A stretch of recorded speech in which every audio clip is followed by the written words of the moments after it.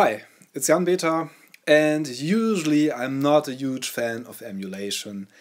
As you probably know if you're watching my channel regularly, I am a huge fan of the Commodore 64, and there is obviously this thing that I finally got after it has been discounted to, I think I paid like 39 euros delivered for this, which is a good price no matter how good the machine is.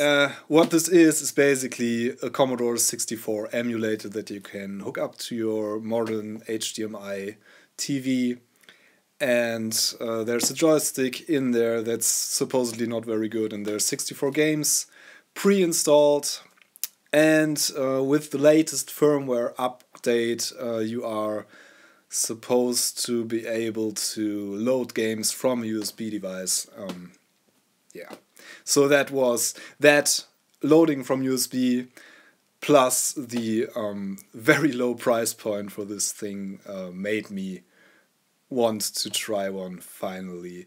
Initially I had quite some doubts about this and didn't really want it.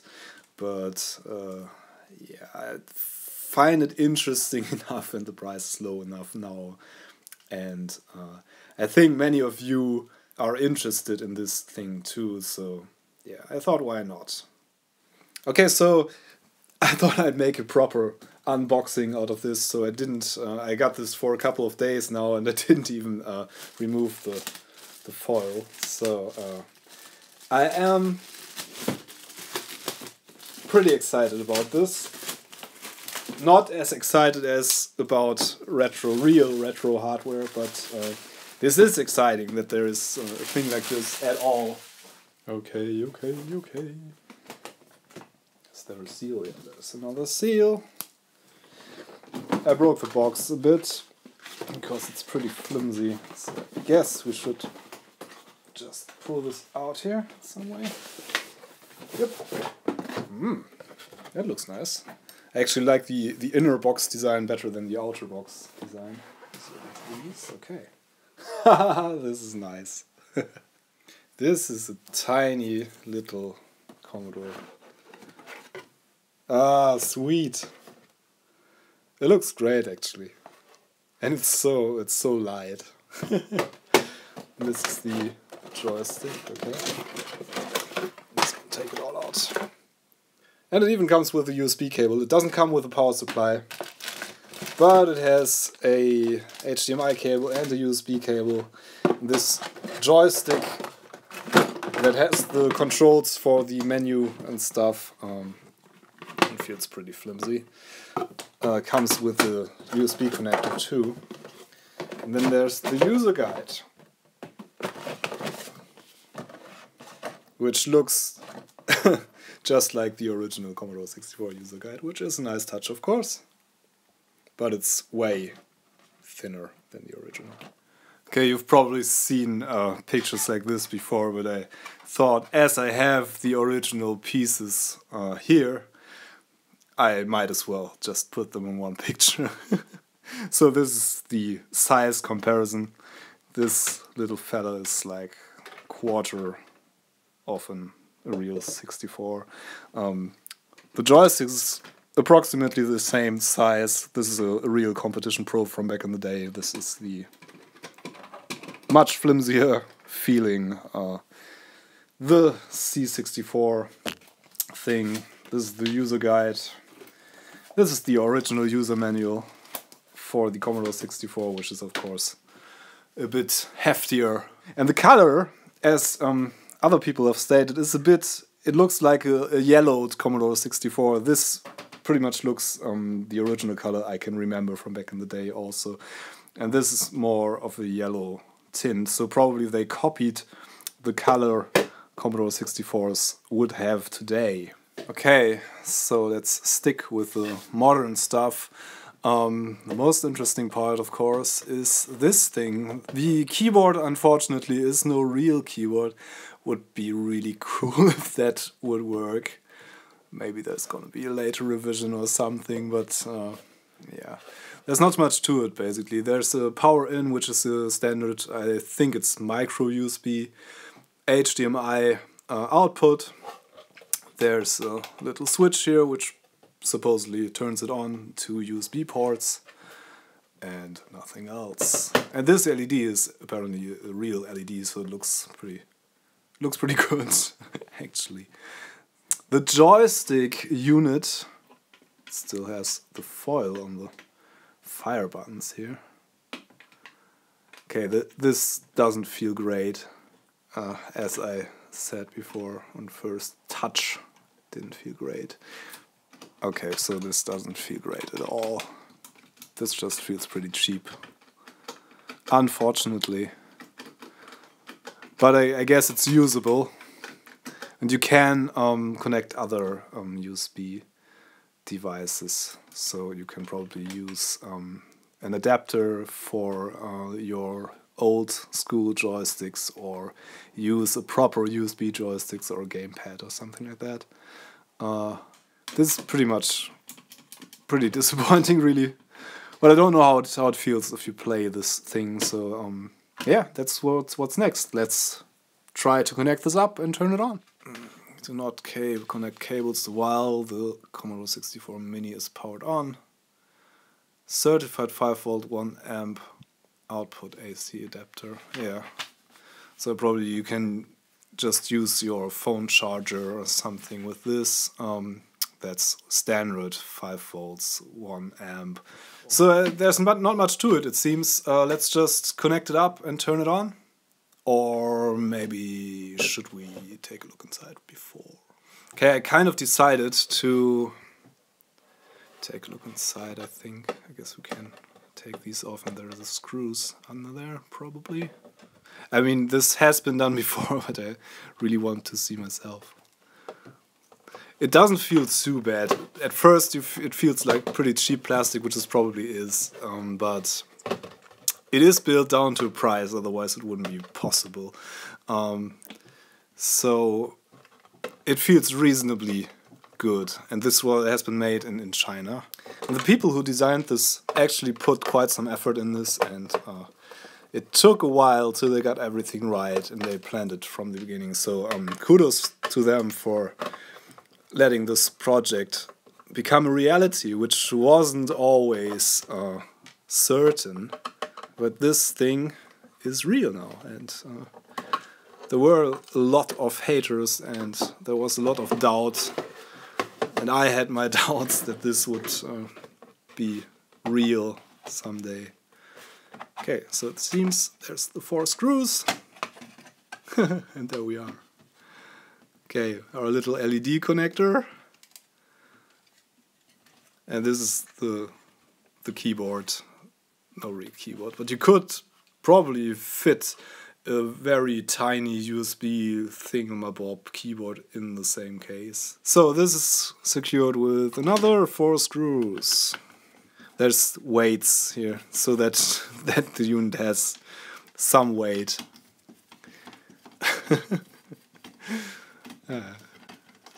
It's a bit, yeah.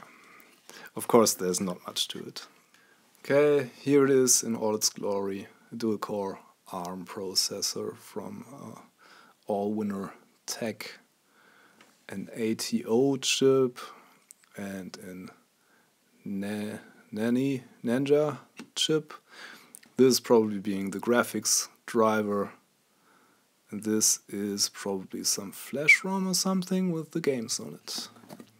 And interestingly, there's room for another flash ROM, so you could probably do something. This, I don't know, power jobby little switch on the side here. This is probably a USB controller, that would make sense. Okay, nothing much except for some decoupling miniature Starship Fleet decoupling capacitors under the processor there. Not much to it really, and it all runs in emulation, of course. It is said that it uses the Vice Commodore 64 emulator, but that's not certain. It would make sense to use something open source for this, I guess, but they would have to declare it, so I don't know if if that's possible at all. Okay, there's two little tactile switches on the side here. Recovery and U-boot or V-boot. Probably kind of like hard reset buttons or something for testing. Little crystal. And there's an unpopulated header there, which says NSRC 141. Don't really know what that means. And we have our little copyright, the C64 version 1.0 Retro Games Limited 2018. And it seems that there's room for an SD card reader, which would also make sense, obviously, but it's not populated either. I wonder if you could put something in there. And there's another header, which probably would be DC 5 volts. There's another for an external power supply thingy. So this might be quite hackable in the end. Oh, interesting. I'll look into that later, but I want to try this out now in its original state, I guess. By the way, there's no seal or anything to speak of, so probably I'm not voiding my warranty at the moment. Yeah, I'm probably voiding it because they can see the video on YouTube if I... But, yeah. No, the other way around. Oh, this is flimsy. So let's try this out. And I'm connecting the cables reasonably long, it's okay. I don't know, probably doesn't matter which port you take for this. I'm using my little phone charger here, which is a standard iPhone 5S charger. I think they have the same chargers for every iPhone since the iPhone 4 or something. So it's an iPhone charger, which is a 1 amp USB power supply. That's pretty good actually. They are pretty clean. Okay, and I'm just going to connect my HDMI cable that is connected to my monitor here. So I don't have to fiddle with that too much. Okay, so now we should be good to go, I guess. Let's try this thing out.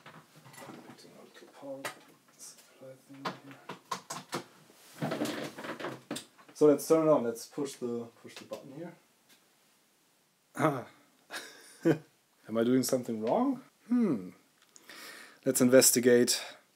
So the little power LED definitely lights up, as you can see.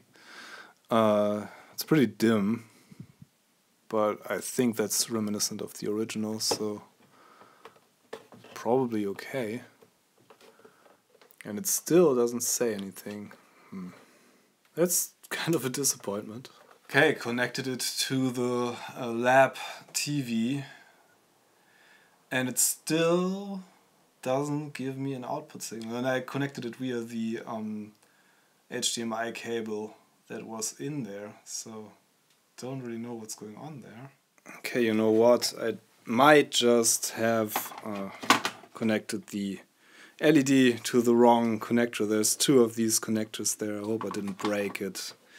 Yeah, let's give this some juice again, I guess. Contact. The LED lights up a lot brighter now. And there's a signal. Whew. Okay, so it was just stupid Jan and not the system not working. Okay, let's take a look. Okay, using the joystick, and it's pretty responsive, which is good. I'm just gonna stick with English because these videos are in English even though I am German. Okay, so I'm just pressing one of the buttons here. Hello, Bueller? Anybody? Oh! Okay, there we go. And there's our games. That's actually how easy this is. Boulder-Dash is on here, which is great. I love Boulder-Dash. Let's play a bit of Boulder-Dash. Okay, these are the internal speakers of the monitor, so they are not that great. Let's see if this plays. any good. Picture quality is amazing compared to an original Commodore 64, of course, because it's emulation and running via HDMI, which is far superior to composite or S-video out you normally get from Commodore 64, so there's no fuzziness or anything at all. It's just working and pretty clean picture, obviously.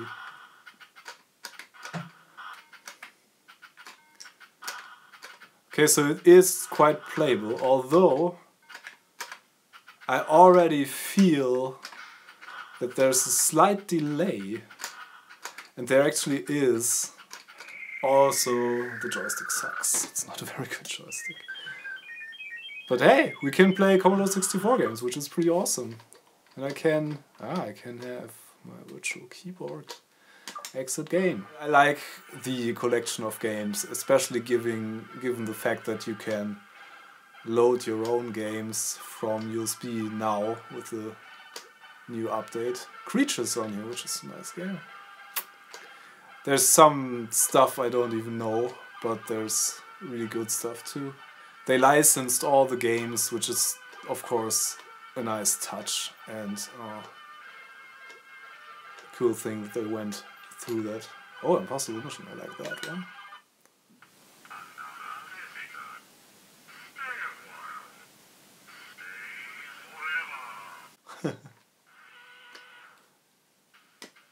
Okay.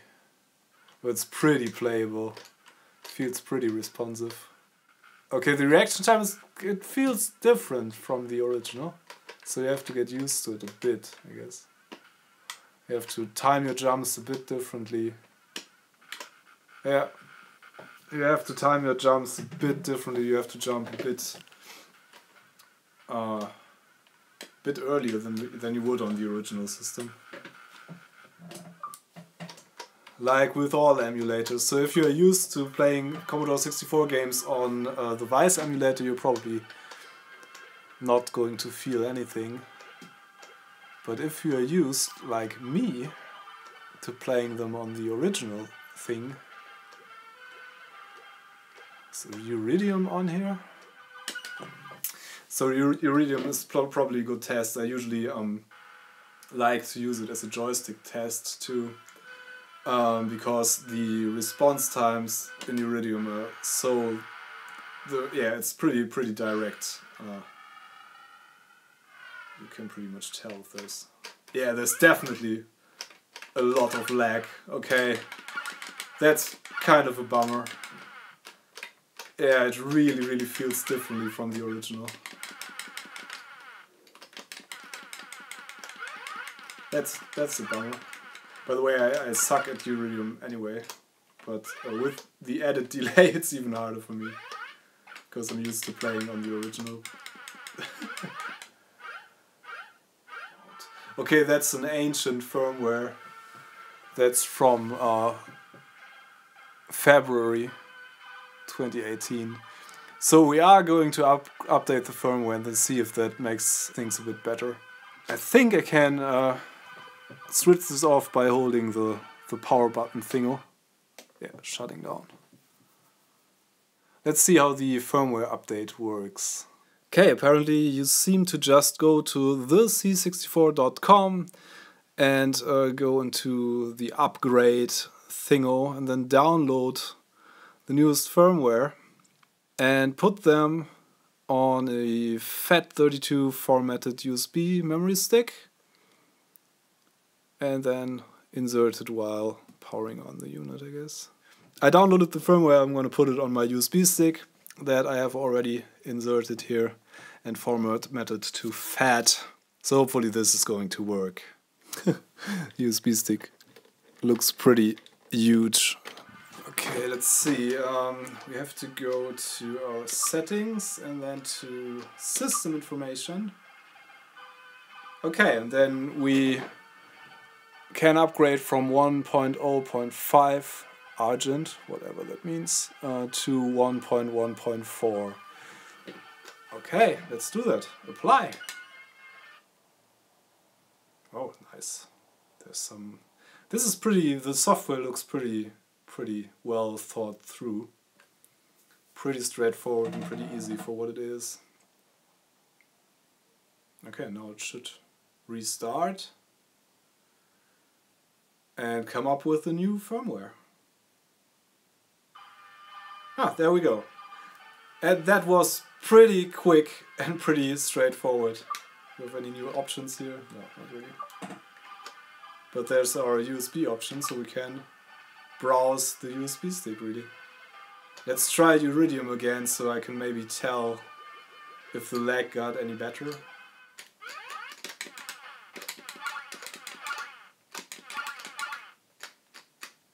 It's pretty difficult to tell, but I think it got a tiny bit better. But it's still laggy. Yeah, it definitely still is laggy. It's still lagging, but it might have gotten a tiny bit better. Yeah, maybe they're going to do an update where this is addressed. But I guess you have to live with a bit of lag if you're using emulation. Let's try loading something from USB, I guess. Okay, I now have inserted a USB stick with some Commodore 64 files of various formats. So let's see if we can load them.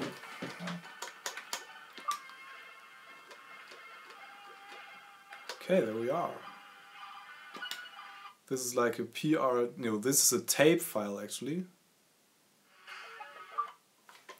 Now we need the virtual keyboard and we need to press the spacebar or probably any key, yes. Okay, so this seems to work. Where's the spacebar?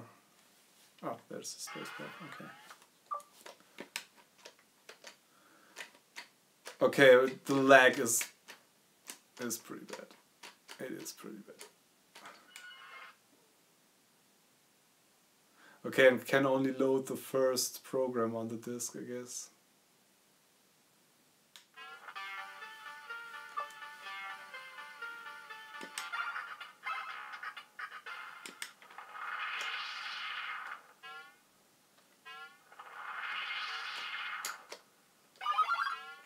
Yeah, it plays just like an emulator, so there is a noticeable lag if you are used to the original versions on the original machine, on a CRT. You are going to notice the lag, but it's perfectly playable. Rescuing org. Let's see if the fast loader thingy works. Or if it just breaks down. Don't know if the disk emulation is any good. But this looks promising. Yeah. It totally works.